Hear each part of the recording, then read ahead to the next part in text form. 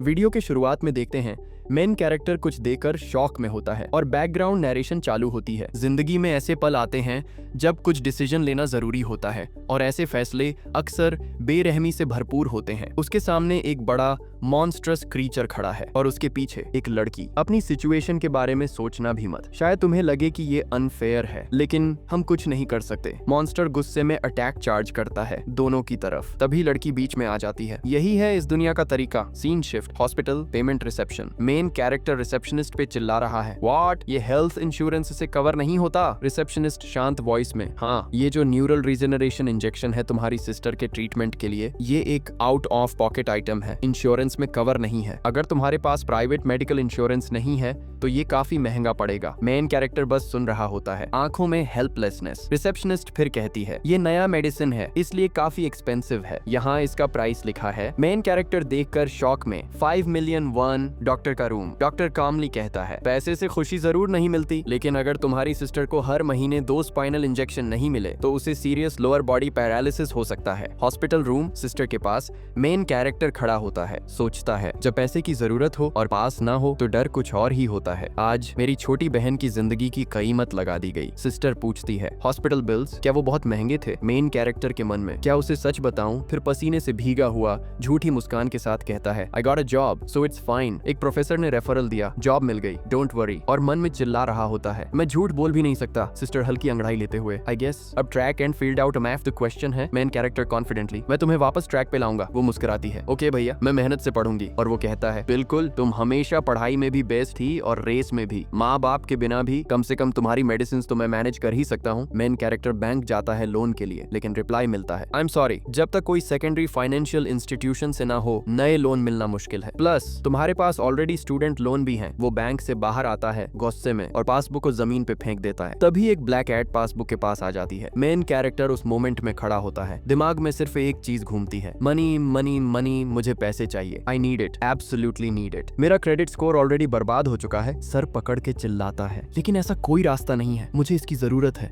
सचमुच मन में चल रहा होता है, मैं क्या करूं, कोई रास्ता नहीं है। अगर ये जिन अब दोबारा कभी नहीं चल पाई तो अब रोने का वक्त नहीं है। अभी भी मैं कुछ कर सकता हूँ। क्लिफ के एज पे तो अभी नहीं हूँ। जब पासबुक उठाने जाता है, कैट उसे रोकता है। वो उसे छुड़ा कर उठाता है और अंदर एक ब्लैक कार्ड मिलता है। सोचता है, व्हाट इज दिस? कार्ड पे लिखा होता है, क्या आपको हाई पेइंग डेली वर्क चाहिए? अभी संपर्क करें। After life dispatch employment recruitment. Main character confuse, after life dispatch employment, suspicious, कहीं ये ऑर्गन ट्रैफिकिंग या इलीगल काम तो नहीं? वो कार्ड फेंक देता है, मैं अभी इतना भी मजबूर नहीं हुआ हूँ। ड्रग डीलरों की भी तो कुछ हदें होती हैं। लेकिन फिर कार्ड उठाता है, वैसे भी सड़क पे लिटर नहीं करना चाहिए। वेल, कभी कभी किसी चीज में चांस लेना पड़ता है। घर, फोन नोटिफिकेशन सीन। फोन पे नोटिफिकेशंस आते हैं। Web notification 51,001 withdrawn। Web notification 4,501 withdrawn। Web notification 14,001 withdrawn। Main character गुस्से में, इंटरेस्ट और यूटिलिटीज तो ऐसे पैसा खा रहे हैं जैसे कोई भूखी मॉन्स्टर आर्मी। नैरेटर, और वक्त के साथ ये बर्डन और बढ़ता चला जाता है। मेन कैरेक्टर सोचता है, अब मेरे पास पिकी होने का ऑप्शन नहीं है। लास्ट रिजॉर्ट, कार्ड उठाता है और कॉल मिलाता है। सोचता है, सस्पिशियस है, लेकिन कॉल करना तो सेफ होगा ना? शायद ये सच में एक हाई पेइंग डेली जॉब हो। जब तक ये लोग मेरे ऑर्गन्स नहीं निकालते। फोन बजता है, एक अजीब सा jingle, live kindly, good deeds are rewarded, beautiful world, daily good deeds, daily good deeds. Main character confuse होता है। उसके बाद एमसी धीरे से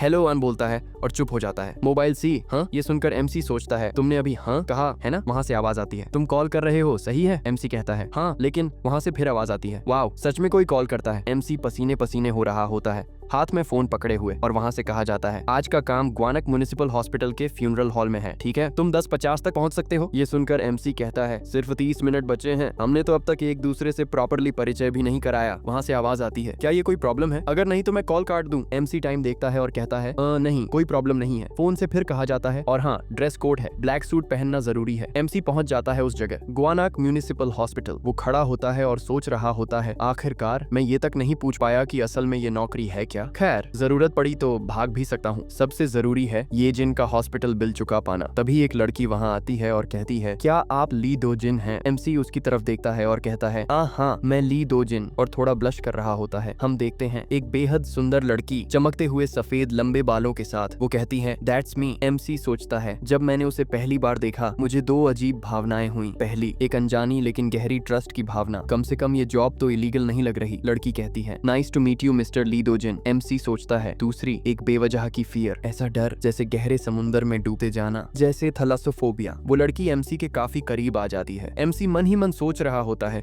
bye the way you're too close. दोनों की नजरें मिलती हैं। एमसी का चेहरा पसीने से तर होता है। एमसी कहता है, तुम मुझे ऐसे क्यों देख रही हो? सोचता है, क्या ये कोई new kind of pressure interview है? इतनी खूबसूरत और इनह्यूमन लगने वाली अपीयरेंस। लड़की कुछ देर घूरने के बाद कहती है, गुड, फॉलो मी। एमसी सोचता है, उसके आसपास का माहौल कुछ सरियल सा महसूस हो रहा है। एमसी पूछता है, हम जा कहाँ रहे हैं? मैं असल में कर क्या रहा हूँ? वो कहती है, हम जा रहे हैं इस हॉस्पिटल के फ्यूनरल हॉल नंबर 1 में। जब वो लोग वहाँ जा रहे होते हैं, एक बदतमीज आदमी एक लड़की को परेशान कर रहा होता है। लड़की कहती है, let go of my hand. वो आदमी कहता है, अरे यार, इतनी तीखी क्यों हो रही हो? मैं तुम्हारे पापा का दोस्त हूँ। तुम्हारे पापा को श्रद्धांजलि देने वक्त निकाल कर आया हूँ। तुम भूल गई जब तुम छोटी थी तो मैं कितना प्यार करता था। लड़की उसका हाथ झटक देती है। Get your filthy hands of. ये देखकर सफेद बालों वाली लड़की कहती है, मिस्टर ली दोजिन, गेट रेडी। एमसी हैरान, फॉर व्हाट? ओल्ड मैन कहता है, तुम्हें अपने पापा के दोस्त से इतना रूखा नहीं होना चाहिए। मैं तो कॉन्डोलेंस गिफ्ट भी लाया हूँ। एमसी उसके पास जाता है, उसका हाथ पकड़ता है। तो कृपया अपनी कंडोलेंस मनी दीजिए और जाने की कृपा कीजिए, वरना रिपोर्ट कर दूंगा। इस इंसान को आपकी जरूरत नहीं है सर। ओल्ड मैन गुस्से में, ये क्या बदतमीजी है? एमसी कहता है, I am Lee Dojin, an employee of the funeral service company. Old man हैरान, फ्यूनरल सर्विस? गुस्से से, तुम जैसे फ्यूनरल एम्प्लॉई की हिम्मत कैसे हुई मुझे छूने की? जानते भी हो मैं कौन हूँ? लड़की कहती है, मैं फ्यूनरल एम्प्लॉई नहीं हूँ और ये कोई फ्यूनरल सर्विस कंपनी भी नहीं है, लेकिन आज रात तुम जिस इंसान से मिलना चाहते थे वो मिल गया है। एमसी सोचता है,